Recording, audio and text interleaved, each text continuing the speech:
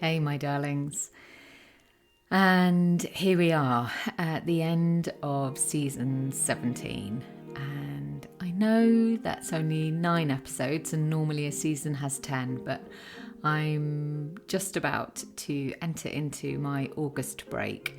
And rather than pulling another episode together and making sure that we hit the 10, I thought it was better just to close this season where we are now.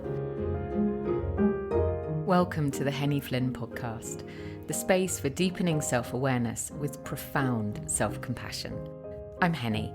I write, coach, and speak about how exploring our inner world can transform how we experience our outer world, all founded on a bedrock of self-love. Settle in and listen and see where the episode takes you. And I'll be back again in September. So I thought today it was, I'd love to just share some reflections on what it is like to take this August break, and the angle that I wanted to think about was, where do we get our dopamine hits when we take ourselves into a time of pausing? It was something that I was thinking about this morning. I got up, I was waiting for Anton to come down to the kitchen. I sat in the chair in the kitchen and I looked at my phone. And if I'm really honest, I'd actually already looked at my phone when I was upstairs. You know, this urgency, this urge that we have to check.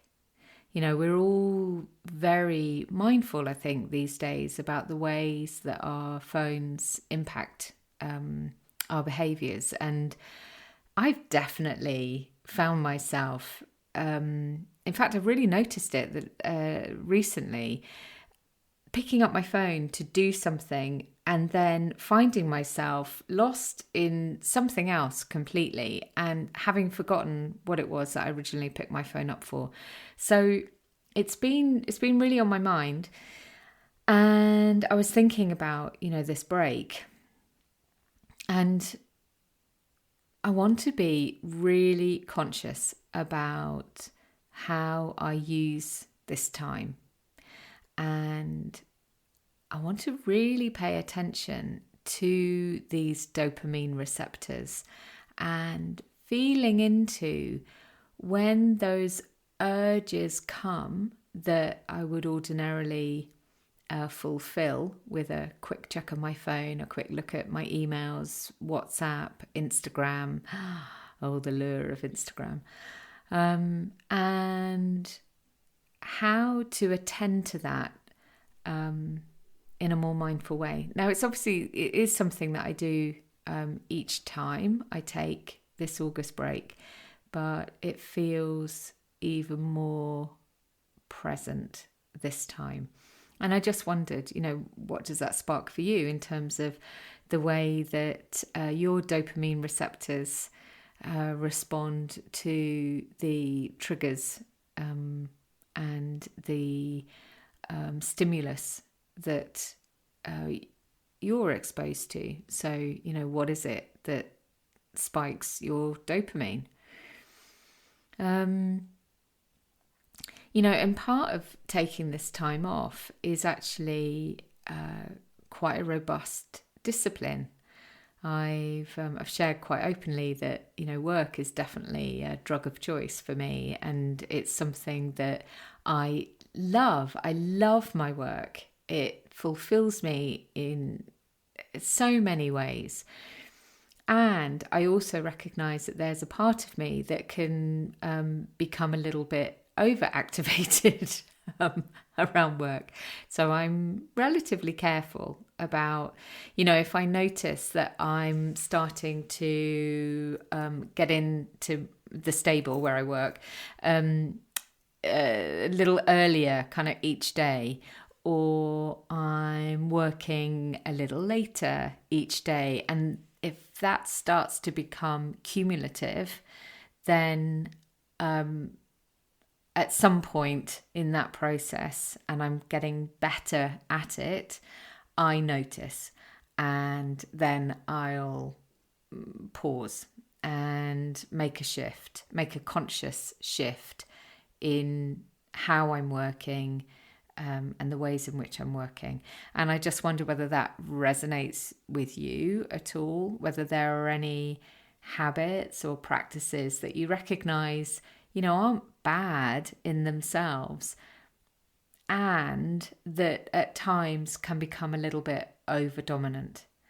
So, we've talked before here about, how anything can become an addiction.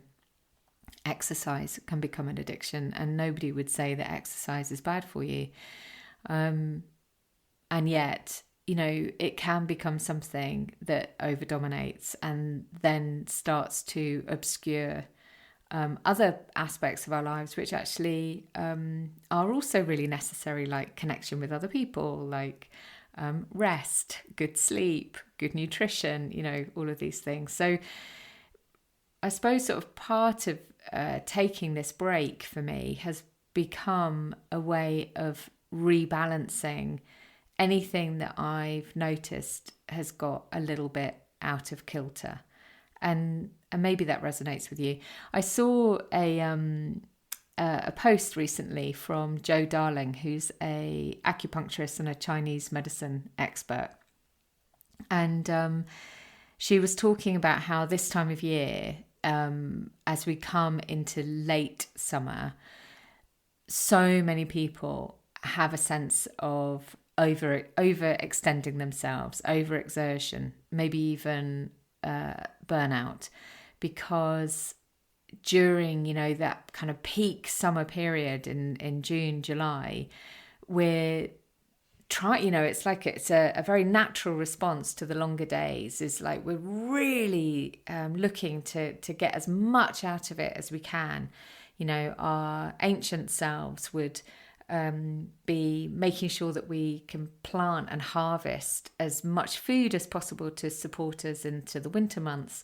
Our modern selves might be looking to spend as much social time as possible before everybody starts like hunkering down and battening down the hatches, when it gets colder. So there's a real sort of logic to why we do this. And in Chinese medicine, apparently, there's this kind of this deep awareness of this, and the realization that actually, as we come into this like later period of summer into August, it's really useful to take a pause, to rest, to soften, to settle. And, maybe that's the reason why so many of us take our family holidays at this time. It's not just because of school term times. It's maybe it's a kind of unconscious requisite, an unconscious understanding that, oh my goodness me, we're going to really need that rest. So rather than it being unconscious, if we can make it more of a conscious practice, then my sense is that it will bring us even more value, because we'll really know how to navigate it, rather than being in that kind of mindless place where I definitely used to see holidays as a time to kind of release the stresses of work and, almost certainly drink way more than I would ordinarily drink and eat food that I wouldn't ordinarily eat. And actually and sleep strange hours, and by the time I got home, I'd often be even more exhausted because my sleep patterns were disrupted. My body wasn't being nourished effectively, and I was suffering from having too much alcohol in my system. And when I smoked, I would have smoked a lot more as well. So this kind of recognizing the realities of what we need, and seeing, okay, I've been putting this thing into place, but now I can put this thing into place more mindfully, and maybe that will help me more. And it doesn't mean, I don't drink anymore, but it's not because I see alcohol as being bad per se. It was just that for me, for lots of reasons, it was no longer something that really worked for me. And, there's something about the kind of, everything in moderation, which is such a lovely phrase and often so hard to do. So this sort of time of for me anyway, taking this August break, it's also an opportunity for me to really practice what I preach, to really practice what I believe is really useful. And I'm incredibly mindful of the fact that this is a deep privilege, that I have been able to create this way of working that means that I can take this time. And I'm very grateful to all of my clients for really accommodating it in their own schedules too. And what I find really interesting is pretty much every single client I've worked with over the last 7, 8 years have been so supportive of this time. And in fact, I now know a number of people who work for themselves who have started creating this kind of pause for themselves.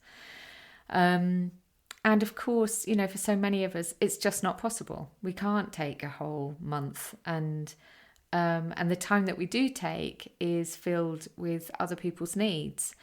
And so I think then it becomes really important that we have these kind of micro moments for ourselves, these mindful, I keep using that word, I count how many times it comes up in the transcript, but we take these kindful, let's go with that, pauses in our week, in our month, in our day, in our year, times when we can really come fully back into ourselves. And going back to that whole idea of the dopamine hits, perhaps really attending to what is it that's pulling at our attention, and is that where we want to be paying attention? So, I said before about that kind of mindless, just picking up the phone, like suddenly kind of finding myself on the phone, like looking and just saying, well, hang on a minute, how did I get here? That doesn't feel great to me, and yet it's true. And so I can, now that I have clocked it, I can start doing something with it. And of course, we can't change something unless we have already been able to bring it into our awareness. And then once we have, then we can look at it with compassion rather than shame. Because considering the work that I do, it would be really easy for me to obfuscate in some way the things that I notice in my own behaviours and my own way of responding to the world. It would be really easy to sort of try and kind of gloss over them a little bit, because I don't want people to think that I don't, live by my own standards, for example. It's one of the reasons why, if you listen to the last week's episode and the piece I shared about Kirsty Gallagher, it's the reason why I kept in when I noticed that I'd sort of spoken like quite dismissively, and then sort of caught myself and just realised, hang on a minute, that's actually not what I think, what I feel. If I was not being sort of really honest with myself, I could have edited that out. But this podcast, this place, I have set this principle for myself that I show up as honestly as I can. I mean, obviously, there are limits, but I show up as honestly as I can here. And that's why I think it's important to share that, everybody is addicted to their phones. Everybody who's got a phone, they're addicted to it. And I think that's why it's so important that we collectively are able to really look at things like, how do we manage our dopamine spikes? What are the things that we can each do that can support ourselves and learn from each other? So for me, one of the things I shall be doing is taking Instagram off my phone. I'll be sort of moving where the mail folder is on my phone, so that if I pick it up to phone somebody or to WhatsApp a friend, I don't see it. And there are sort of various kind of simple things like that. But I think really the most important thing for me is to maintain this conscious awareness of it. And so then the question is, where do we get those sort of experiences of pleasure? Where do we get them from? And I was reflecting on this before coming and sort of sharing this musing with you. And although it's terribly cliched, but cliches are there for a reason, I think the most natural place is the natural world, to really sort of focus in on seeing the beauty that is around, and whether that's the sky up above high-rise buildings, or it's a weed that's managed to grow its way through paving slabs, or it's a beautiful view. I think any one of those can become a place for really feeling into our connection with nature, and therefore our connection with ourselves as a natural being. And it sounds so gorgeous, it sounds so delicious, and it's not easy, because it's nice looking at stuff on your phone, isn't it? It's like, it just is. So I also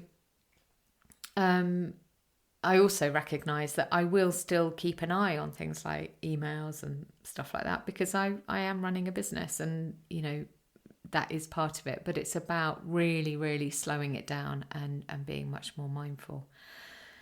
And I was sort of likening this, these steps that we can take. Maybe it's not, like I said, maybe it's not for as long as a month, but maybe there are periods in our day or our week or our month or our year where we can take ourselves on a sort of a digitally silent retreat, and allow ourselves to sit in any discomfort that might come from that. Allow ourselves to sit in the discomfort of not being available. So many of us pride ourselves on our responsiveness. I'd be really interested if that resonates with you. I mean, I definitely recognize that is one of my little badges of honor. Like, I am responsive, and I'm deliberately less responsive these days than I ever used to be in my old world. So I don't tend to hit reply to emails the minute they come into my inbox anymore, even though I am a fast processor and I tend to have a response very quickly. I deliberately make myself pause before responding. Whereas in the past, it used to really frustrate me if people didn't reply quickly because it was what I expected of myself, and therefore it's what I expected of them. And recognizing that was really interesting. That was a very useful part of my own journey of change, was not having the same expectations of others that I might have of myself, and also recognizing that being quick isn't necessarily always a good thing. And actually, on that point about going on a digitally silent retreat, I'm actually going to be going on a silent retreat, an actual silent retreat, not until November, but I'm really looking forward to that. And I'm very curious about what it's going to be like. I know a number of friends who've been on silent retreats. And I think the thing that I'm going to most struggle with, I'm going to use that word, potentially, I might not, but I think the thing I'm most thoughtful about is not being able to write when I'm there.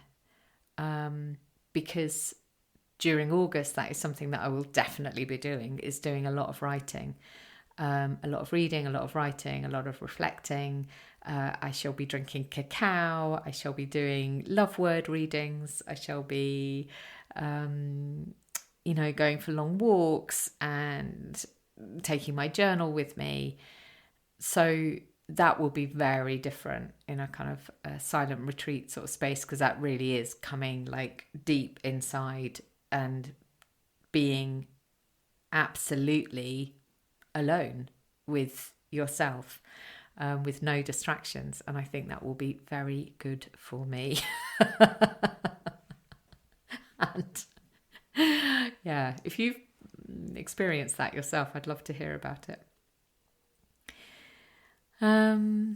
So I think there's something about this experience of retraining our bodies away from this addiction of digital connection and moving toward a deeper connection, moving our attention outwards and inwards simultaneously, wider and deeper at the same time. And yes, I think that's really something that I've been considering as I've been thinking about this this year-long group program that I'm going to be running in October, or beginning in October. This idea that when we look deeper and wider across all the different aspects of change, how it can help us get in underneath the stuff that might have previously blocked us from making changes, or felt like it blocked us, or getting in underneath the stories, the narratives, the habits, the beliefs that we hold, and really sort of coming into this stance of the compassionate observer and being able to sit beside ourselves as we do the deep inner work. And this has really been on my mind because I've been creating the materials for it. And also today had the final session of the Finding the Abundant Way, Finding the More Abundant Way, program that I've been running. And what an incredible experience that has been. And today was the last session. It was one of those moments where you have a group of people all on a call and nobody wants to end it, because we all really fell in love with each other. That's the way I'm describing it. I don't know if everyone else would agree, but that's certainly how it felt to me. Like this very, very powerful, supportive thread of connection that ran through the whole group, and how deep we went. That was really, really beautiful. Anyway, I'm not sure what point I was making there, except just to say, gosh, what a lovely piece of work that was. And it's nice to share it with you. It's nice to share that with somebody, because I'm here on my own and there's no one else to tell. Anyway, all right, my loves. I hope there was something in there that sparked some thoughts for you. And I think also, there are lots of people who have got answers about, how to wean ourselves off our phones. There are lots of apps I've seen that, limit our phone use, and there are bits of hardware that I've seen that, are designed to change the way that we relate to our phones. And, all of that is good and useful, I'm sure. And I feel that one of the most useful things is simply this awareness and the willingness to change. It's the question that I'll often ask my one-to-one clients. I'm either asking it out loud, or I'm asking it as we're talking. I'm asking, energetically, I'm asking it, are we willing to change? Are you willing to change? Is this habit with the phone something that I am willing to change? And right now, sitting here with you, the answer is a resounding yes. So the other thing that I am going to do, and I'm going to commit to this, you are my witnesses, is I normally do have my phone in the bedroom at night, and I can almost hear the shock from the people who don't do that. But the reason I do it is because I like to listen to a piece, some music as I go to sleep. It's something that I find really calming and helpful. So I'm going to find an alternative to how to do that. That means that I don't have to have my phone in the bedroom. And that means that the temptation to pick it up when I wake, and, having that sort of half hour in bed before I get out of bed, because I also do that. Another half. Then, so I'm going to not have my phone in the bedroom. And I think that will be really, really useful. I mean, gosh, what a basic thing. But sometimes these basic things are really the things that we need to return to. Well, certainly that's what I find anyway. So, as ever, I'm sending you so much love. And I just want to say, if you haven't yet signed up for a piece of quiet, if you don't know what it is basically an email that you receive once a week on a Wednesday lunchtime. It's got a short audio in it. I've made it sound the most bland, unexciting thing imaginable there. But it is so beautiful when we receive this pause, this sacred pause in the middle of the week. And even though it's my voice that does it, I've been doing them. When I get the email, I've been pausing, and I am seeing the value of it. And I think really, this goes back to everything that I've just been saying. It's an opportunity in the middle of the week just to put things down for a few minutes and not be picking up our phone and scrolling, not be watching something on Netflix, not be sitting in a bar having a drink. It's a sacred pause that is just for you, with this delicious relaxation, a moment to settle and soften. And then that's followed by a beautiful piece of music and a flow journaling prompt. So even if you don't enjoy journaling, even if that's not something that has ever captured your attention, you can simply use the music to extend the relaxation practice. And you can do it sitting at your desk at work. You can do it sitting at your kitchen table. You can do it out walking the dog. You can do it in the bath. Whatever feels useful for you. But I really recommend it. And it's just a few pounds a month to give yourself that beautiful gift.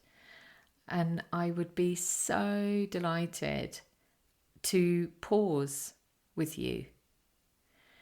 So if it's something you're curious about, have a look in the show notes, and I'll include, if you get my emails with these new episodes, then there'll be a link in there as well. And it will continue running during August while I'm away. I've been recording a couple of episodes today, and even just doing the recordings feels like such an honor. So maybe you'll love it too. And I've been receiving some beautiful reflections from people who are using it, and yeah, I'd really love to share it more widely. So I am going to leave it there. And I will be back with you in September. I send you so much love, and I am sending out a hope for peace across the world. And I know so many of us are filled with the stories that we see unfolding on the news and the media. And oh gosh, I just want to hold all of that with love, and let's hope for peace for everybody. May you be happy. May you be safe. May you be well. May you live with ease. May we all be happy. May we all be safe. May we all be well. May we all live with ease. Sending you a hug and a wave.